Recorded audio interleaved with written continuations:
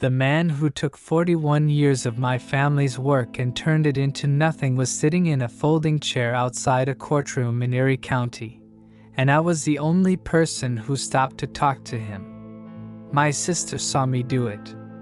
She didn't speak to me for 3 years after that. My name is Ray Bergstrom.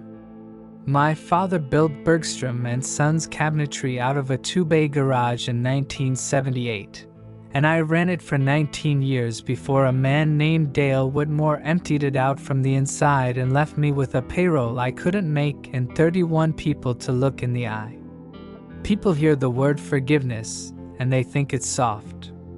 That it means you stop caring, or that the thing didn't really hurt, or that you're some better class of person than the rest of us. It's none of that. What I did cost me more than the business did. And it took years before I understood what it actually bought. I want to tell you exactly what it cost, and exactly what I got back. You have to understand what the shop was, or none of the rest of it lands.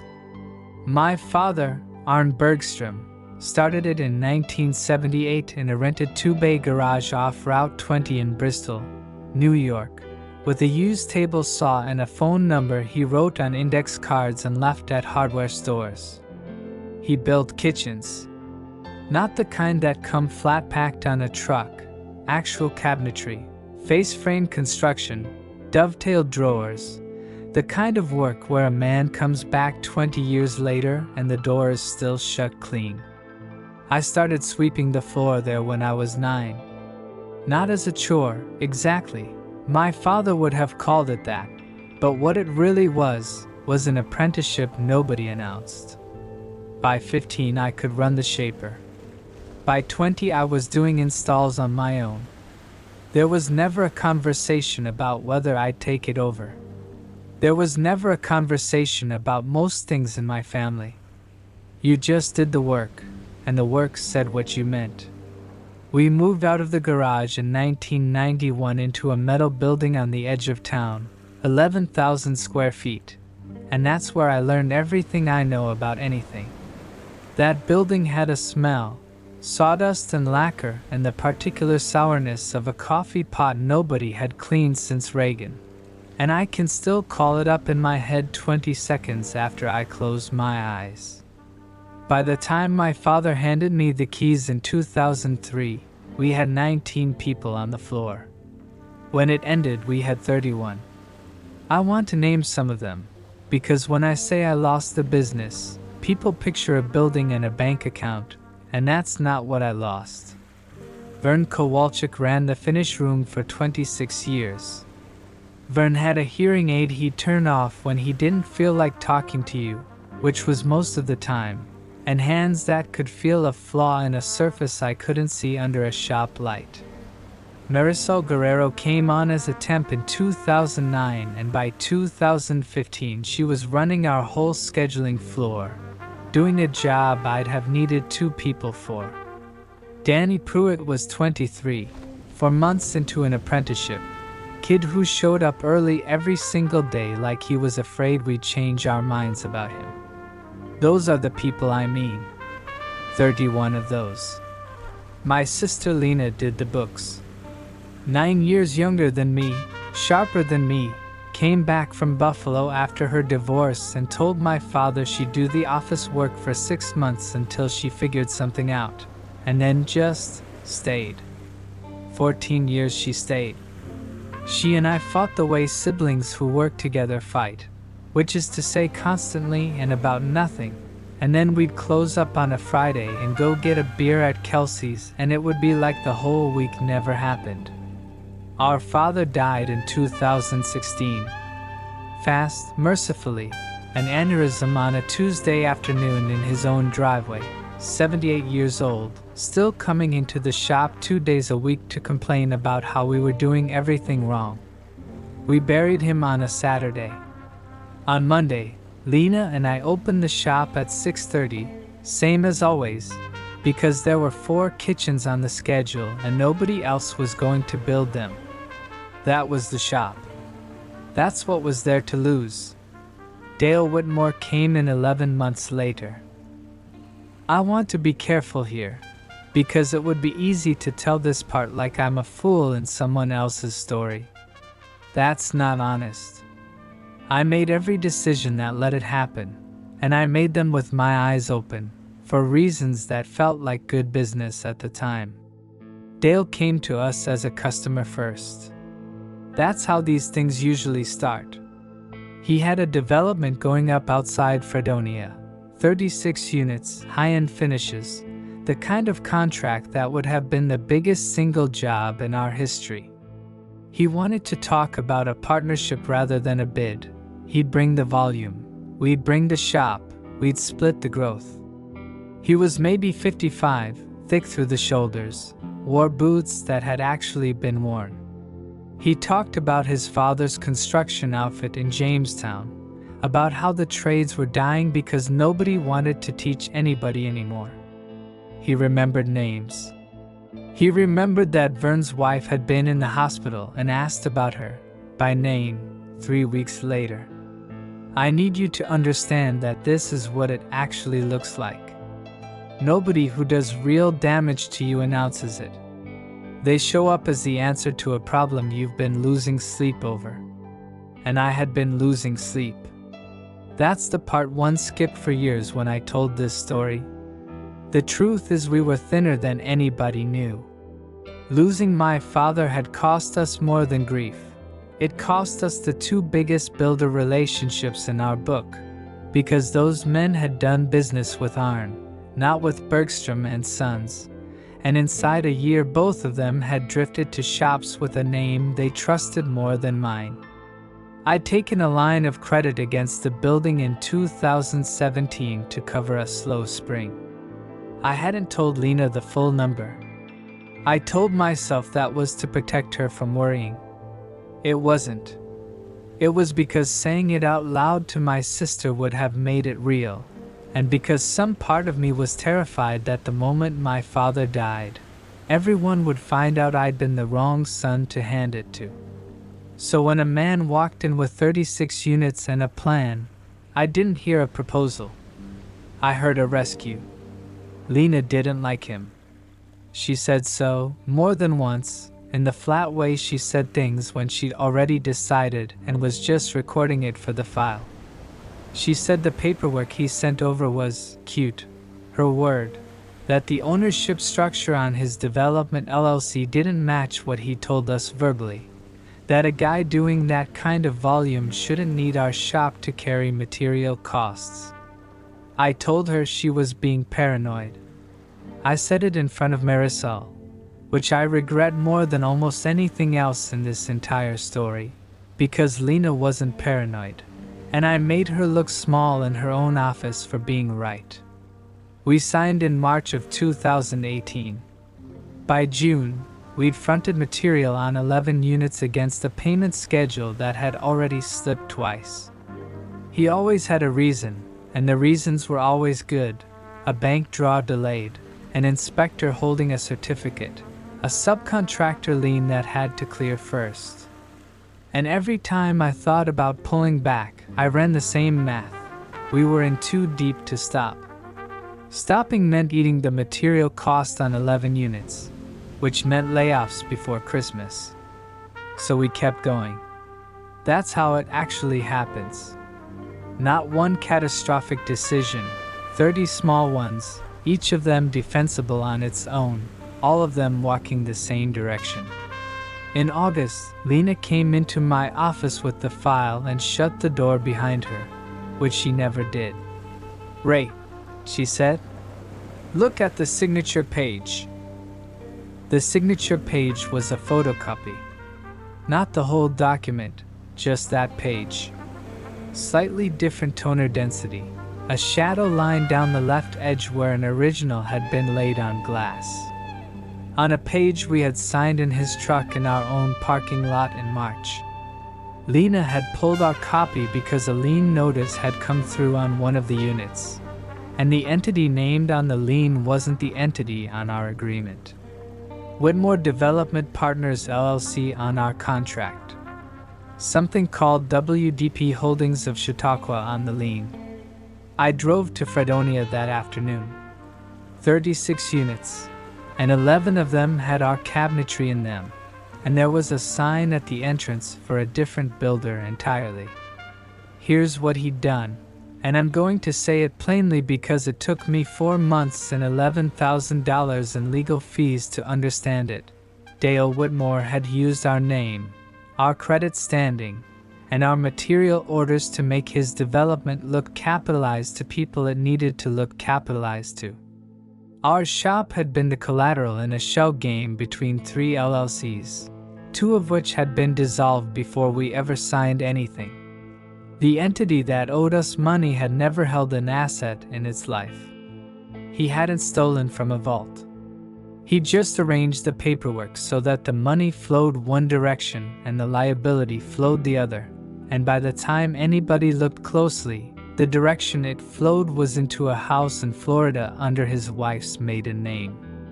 I found all this out over the fall of 2018. I want to compress it here because living through it wasn't dramatic. It was phone calls. It was a lawyer named Peter Ashford in Buffalo explaining, patiently, 3 separate times, that a judgment against a company with no assets is a piece of paper you can frame.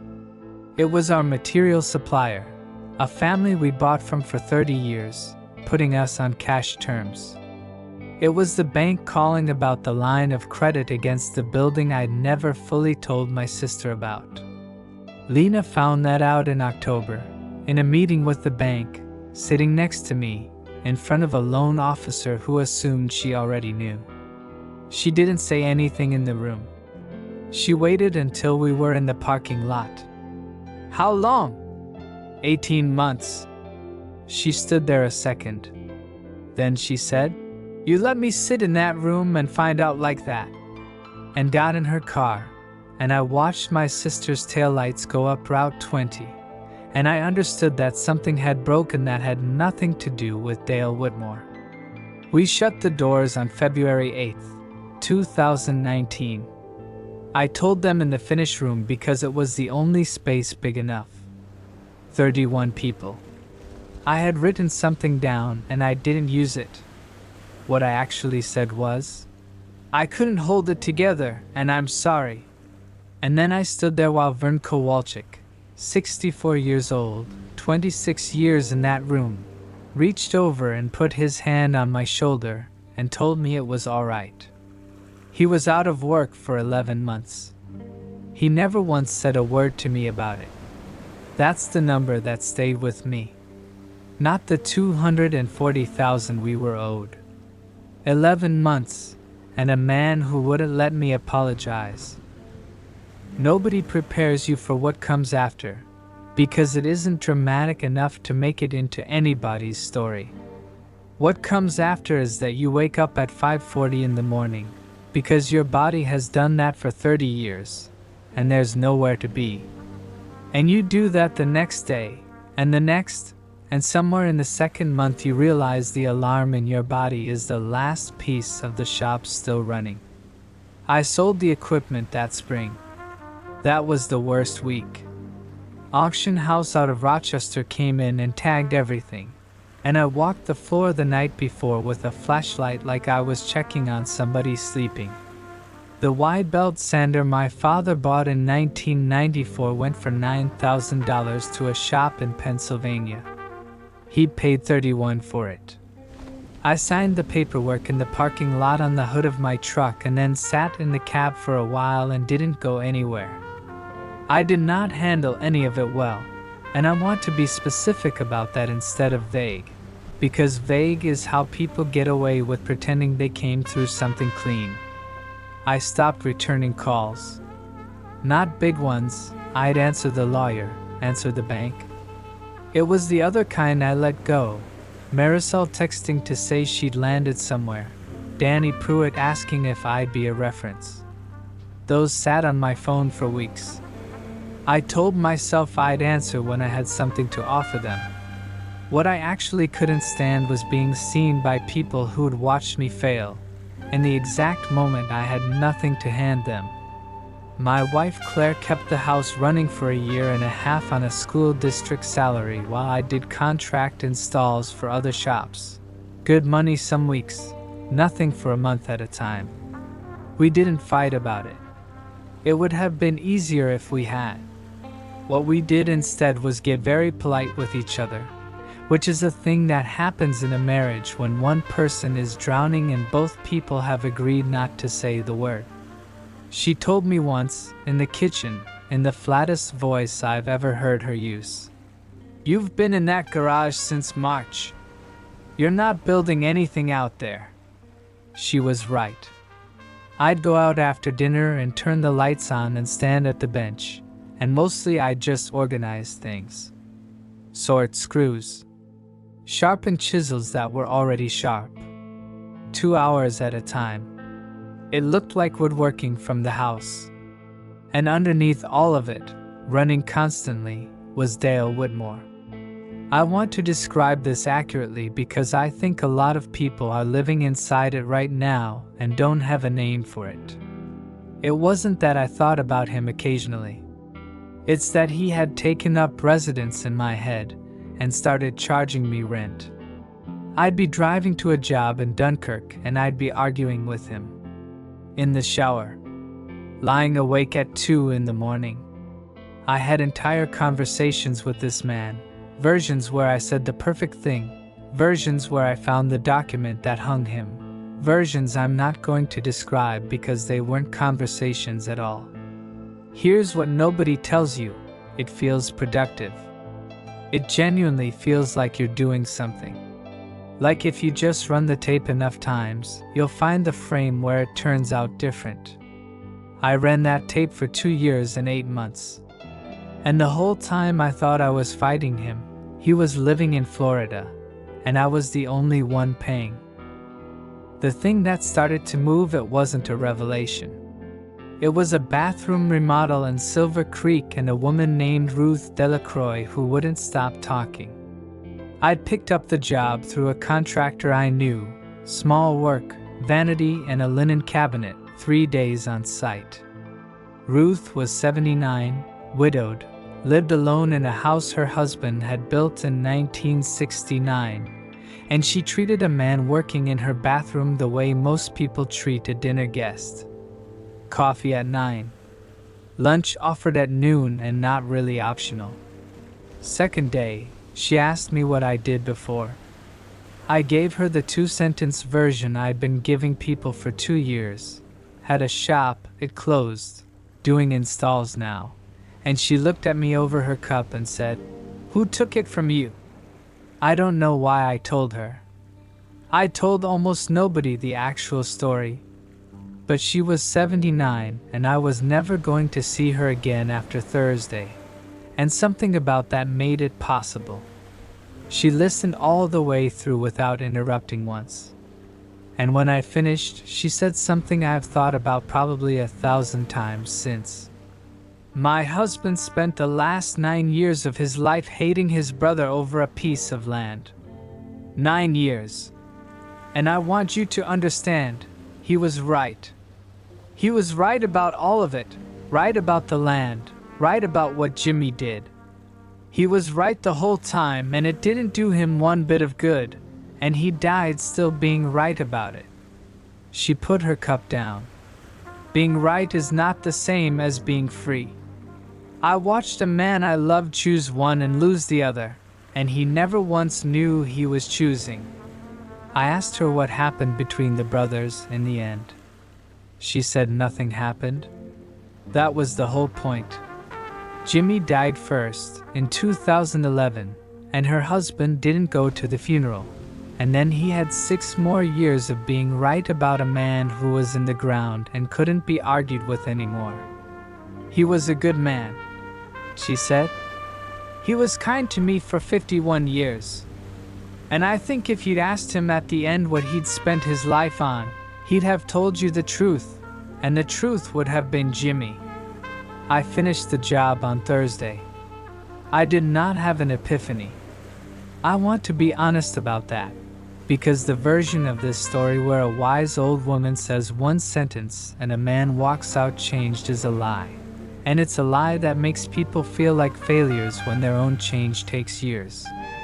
What actually happened is that the sentence wouldn't leave. Being right is not the same as being free. Because here's what I'd been protecting. As long as I was in the right, completely, provably, documentably in the right, I didn't have to look at the line of credit I hid from my sister. I didn't have to look at March of 2018, when Lena told me the paperwork was cute and I told her she was paranoid in front of her own staff. I didn't have to look at the fact that Dale Whitmore couldn't have done a single thing to us if I hadn't been desperate enough to want what he was selling. His guilt was a room I could stand in where none of that existed. I'd been calling it justice. It was shelter. That fall, my wife's father had a stroke, and we spent 9 days in a hospital in Jamestown.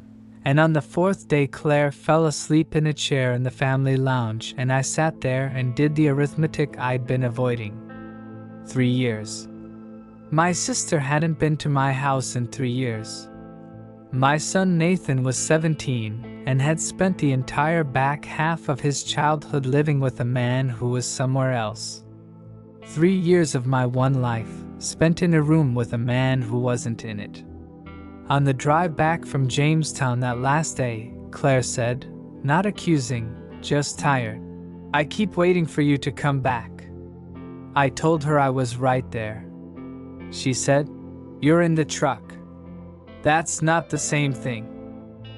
I found out where Dale Whitmore was in the most ordinary way possible.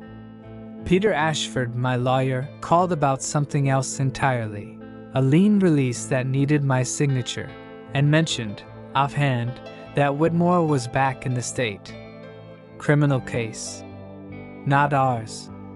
A different set of investors in Warren County who'd had more money and better lawyers than we did, and had gotten the district attorney's office to take an interest. 6 felony counts. Trial date in March. I want to tell you what I felt, and it wasn't what I expected. I'd spent 3 years imagining this exact news. And what actually arrived was flat. Like getting a package you ordered so long ago you forgot what was in it. I told Claire that night. She asked if I was going to go. Go where? To the trial. To watch. I said no. Then I spent 2 weeks thinking about nothing else. And in March I drove 2 hours to the courthouse in Warren County and sat in the back of a room with 11 other people and watched a man I'd built an entire interior life around get smaller than I could have imagined. He was 61 by then. He'd lost maybe 40 pounds. The suit was too big through the shoulders and his hands shook, not dramatically, just enough that he kept putting them flat on the table. When the prosecutor took him through the shell companies, he answered in this quiet, agreeable voice, and at one point he said, "Yes, that's correct," to something so damning that his own attorney visibly closed his eyes. Here's what got me. And it's not what I would have guessed. It wasn't triumph, and it wasn't pity. It was recognition. Because somewhere in the 3rd hour, the prosecutor put up a timeline. Every entity Dale Whitmore had opened and dissolved over 11 years, laid out in a bar chart, and I looked at it, and I saw a man who had spent a decade making one desperate decision to cover the previous desperate decision, each one defensible in the moment. All of them walking the same direction. And I knew that pattern. I'd been in it in the fall of 2018. Fronting material on Unit 12 because we couldn't afford to eke Unit 11. Hiding a number from my sister because saying it would make it true. He'd just been in it 11 years, and I'd been in it 11 months. That's not a difference of character. That's a difference of how long the road was before something stopped you. I'm not excusing him. I want to be extremely clear about that. He knew exactly what he was doing to us. He did it on purpose. and 31 people lost their jobs because of choices he made with full information. He deserved every count. But I needed him to be a different species than me. That was the thing that broke in that room. I needed him to be a monster, because if he was a monster, then what happened to us, and I never had to look at my part. He wasn't a monster. He was a man who got scared 11 years ago and never stopped running. I sat in that courtroom for 6 hours. During the afternoon recess, he came out into the hallway and sat down in a folding chair by the window, alone, and I stood up and walked over there without deciding to. He knew who I was. That's the first thing. He looked up and his whole face changed and he said, "Bergstrom," and started to stand. I said, "Don't get up." There was a long, ugly silence. 200 feet down the hall a vending machine was running. I remember that. I had imagined this conversation for 3 years. I had scripts, whole paragraphs about Vern Kowalczyk's 11 months, about Danny Pruitt, about my father's sander going for $9,000. I'd honed them in the truck, in the shower, at 2 in the morning, the way you polish a stone until it fits your hand. Some of those sentences were genuinely good. None of them came out. What I said was, 31 people. He didn't say anything. Vern Kowalczyk was 64. 26 years in my finished room. He was out of work for 11 months and he never once said a word to me about it. His hands were flat on his knees. He was looking at the floor. "I'm not here for an apology," I said, and I found out it was true as I said it. "I don't think you've got one that would do anything. I came because I needed to see you be a person, because for 3 years you've been something else in my head, and that thing has been eating my life." He looked up then. His eyes were wet and I hated that, because it made it harder, and I'd wanted it to stay simple. "I don't know how it got that far," he said. And then, after a second, "I keep going back to about 2013. There was a point where I could have just stopped and taken the loss and gone and worked for somebody. I don't know why I didn't." "I know," I said. "That's the part one understand." And I meant it, and that was the worst thing about the whole conversation. There was no thunderclap. There was a tired man in a hallway and another tired man standing over him, and between us a thing so large that neither of us had the equipment to lift it. I said, "I'm going to stop carrying you around. That's all this is. It's not for you." He said, "Okay." I said, "Okay." And I walked out of that courthouse and sat in my truck in a parking garage in Warren County and cried harder than I did at my father's funeral. Not from relief. From how small it was. 3 years of my life, and it fit in a hallway in under 4 minutes. Here's what it cost me, and this is the part one actually want you to hear, because everybody wants to talk about the piece and nobody wants to talk about the bill. My sister found out. Somebody who'd been in that courtroom knew somebody, and by the following Wednesday Lena knew I'd sat down with Dale Whitmore and talked to him like he was a human being. She called me. First time in a year and a half. "Is it true?" I told her it was. She said, "Vern was 64, Ray." Then, "You have got to be the softest man I have ever known," and hung up. I called back twice that week. She didn't pick up either time, and I understood by the second one that she wasn't going to, and that continuing to call would turn into something I was doing for me. 3 more years. That's what it cost. My sister did not speak to me for 3 more years, and there were nights I sat in my garage and thought, I traded my sister for the ability to sleep. I want you to sit with that, because I did. for a long time. Something I need to say, because I've watched people take this the wrong way, and I'd rather be blunt than be misunderstood. Forgiving him did not mean I stopped wanting consequences. I sat in that courtroom for 2 more days. When they read the verdict, guilty on 5 of 6, I felt something settle in my chest that I'm not going to pretend was noble.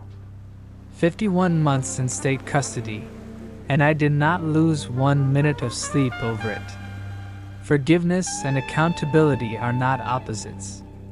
Anybody who tells you they are is selling you something, usually the idea that letting someone off the hook is the same as putting down a weight. It isn't. He went to prison. I stopped carrying him. Those 2 things happened in the same week, and neither one canceled the other. And I want to say this too. I don't think everybody has to do what I did. I've had people tell me their story after hearing mine, and some of them involve things done to them as children by people who are still walking around, and I am not standing here telling those people what they owe anybody. What I did because the arithmetic in that hospital lounge came out a way I couldn't live with. That's my math. It might not be yours, and I'm not going to hand you a rule I only ever tested on my own life. If you've made it this far with me, I want to invite you to subscribe to our channel and join us every day. Because what happened next is the part almost nobody talks about, and it's the part one actually needed to hear back then.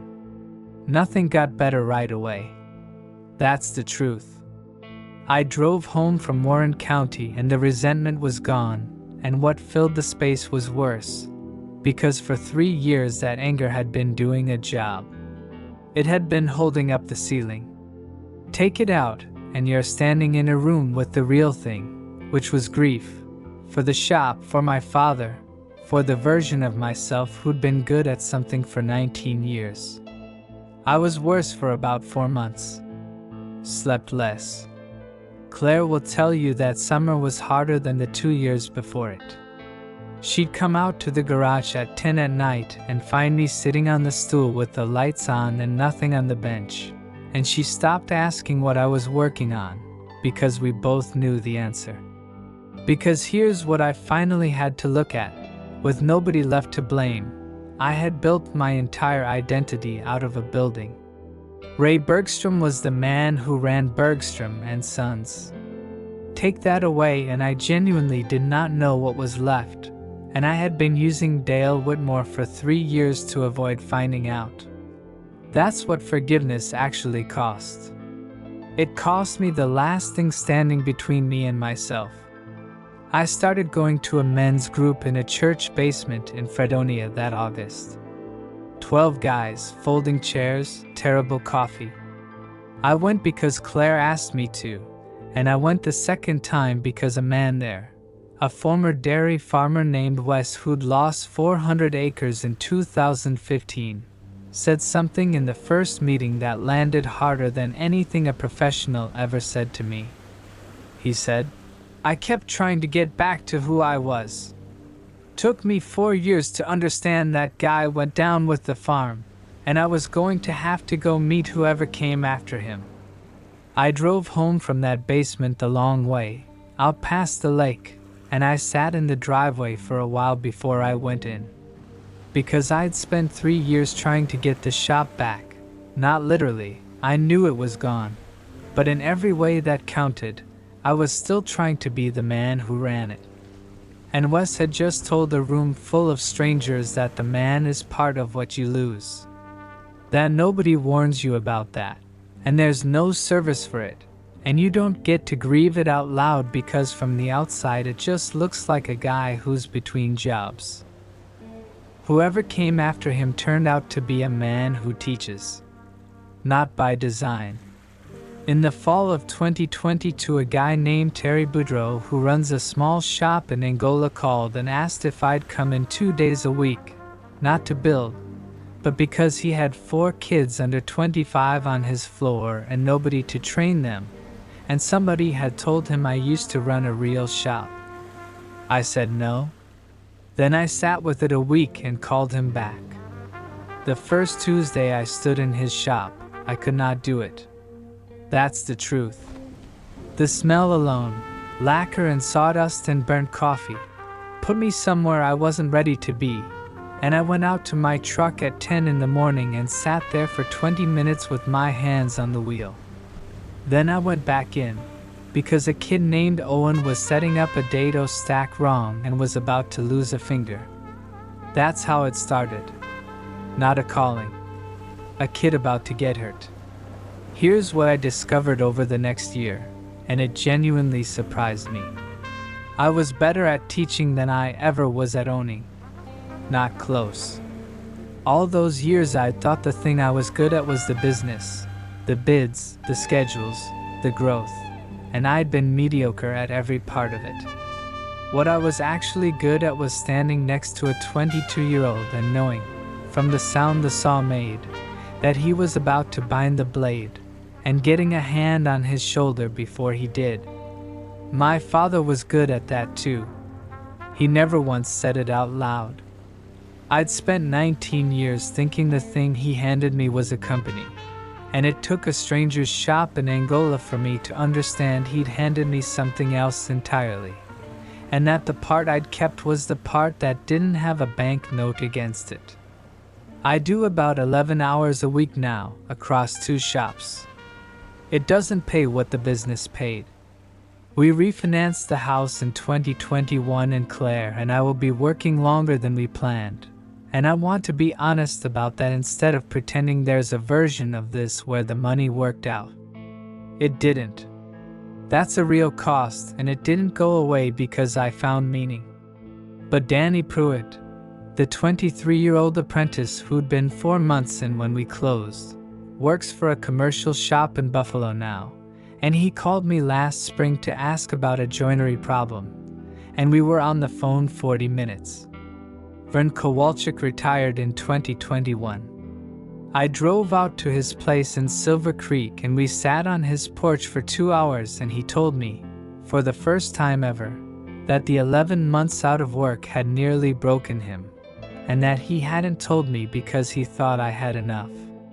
26 years that man ran my finish room and never once let me see him struggle.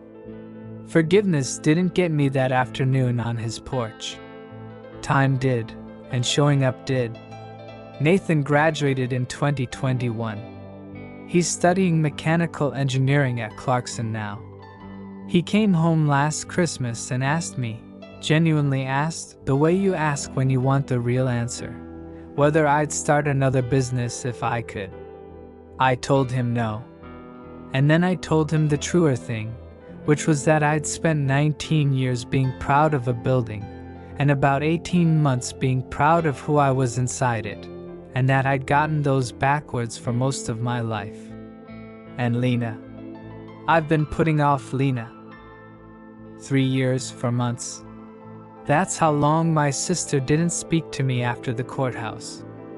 I'm going to tell you exactly what I did in that time, because it matters, and because most people get this part wrong in both directions. Either they push, or they wait for the other person to come around and call that patience.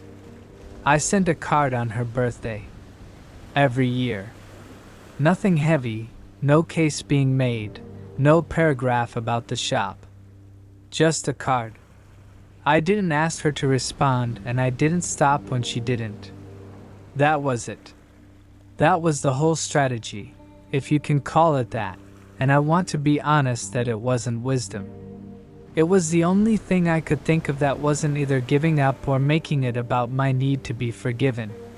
She called on a Sunday in November of 2024. Her voice on the phone, no preamble. I don't want to talk about him.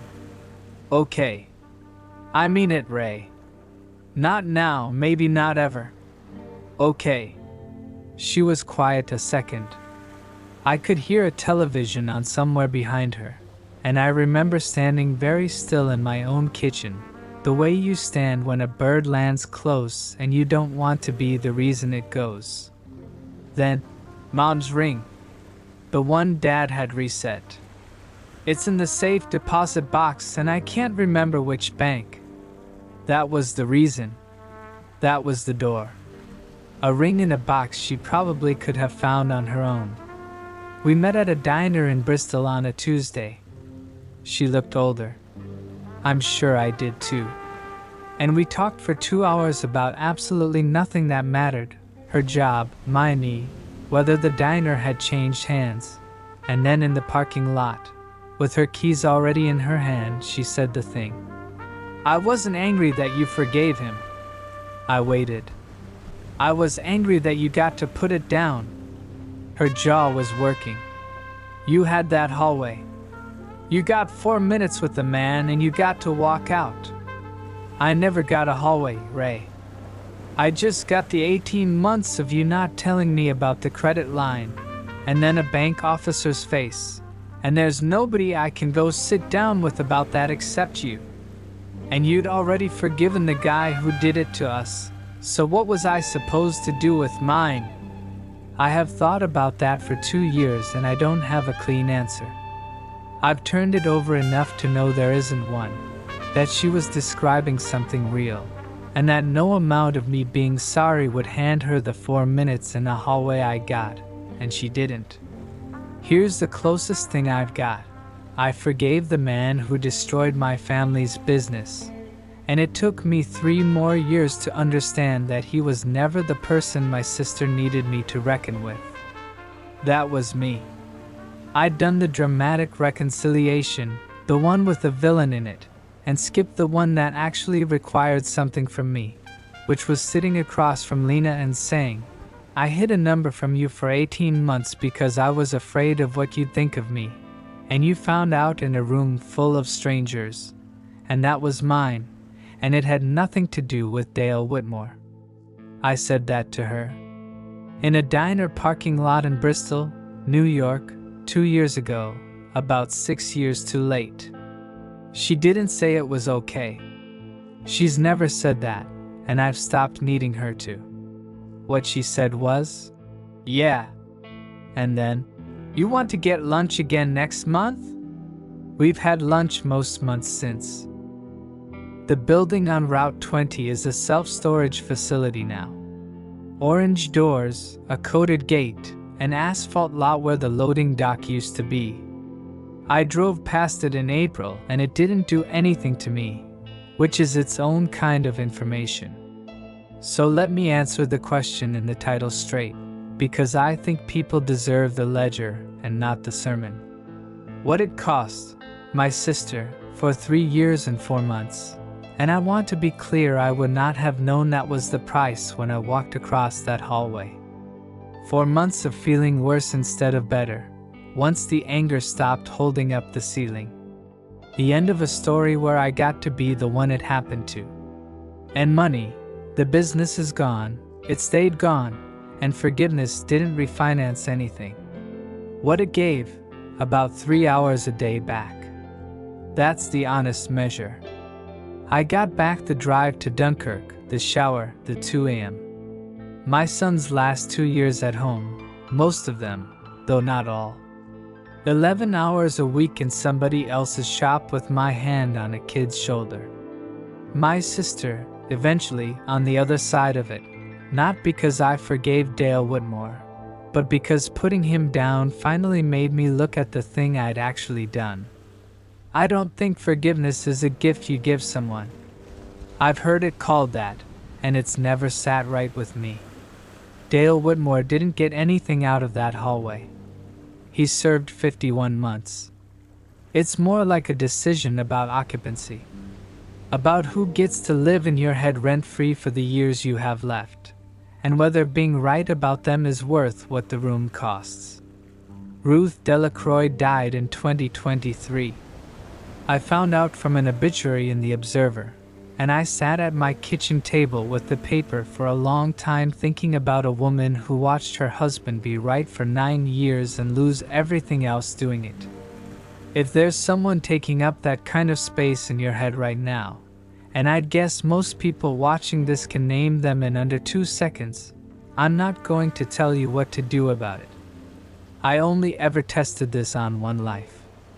but I'd ask you to at least run the arithmetic I ran in that hospital lounge. How many hours a day? Multiplied by how many years you've got left. That's the actual number. Nobody ever makes you look at it. If this one meant something to you, stay with us, follow the channel, and if you know 5 people who need to hear it, send it to them today. You already know who they are. Leave a comment and tell me honestly who's been living in your head, and whether being right about them has been worth the rent. And if there's a story from your own life you think belongs here, tell me that too. I'm listening for the next one.